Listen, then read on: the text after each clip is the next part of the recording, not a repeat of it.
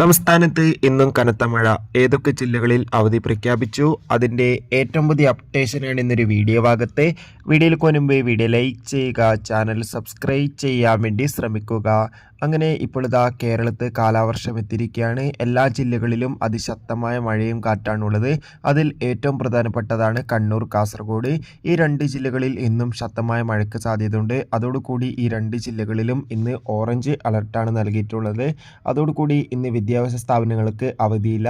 അതോടുകൂടി തന്നെ കുട്ടനാട് ശക്തമായ മഴ ആയതുകൊണ്ട് തന്നെ കുട്ടനാടിലെ താലൂക്കിലെ എല്ലാ വിദ്യാഭ്യാസ സ്ഥാപനങ്ങൾക്കും, അതായത് കുട്ടനാട് താലൂക്കിലെ പ്രൊഫഷണൽ കോളേജ് ഉൾപ്പെടെയുള്ള എല്ലാ വിദ്യാഭ്യാസ സ്ഥാപനങ്ങൾക്കും ഇന്ന് ജില്ലാ കളക്ടർ അവധി പ്രഖ്യാപിച്ചിട്ടുണ്ട്. എന്തായാലും കാസർഗോഡ്, കണ്ണൂർ ജില്ലകളിൽ ഇന്ന് അവധിയില്ല.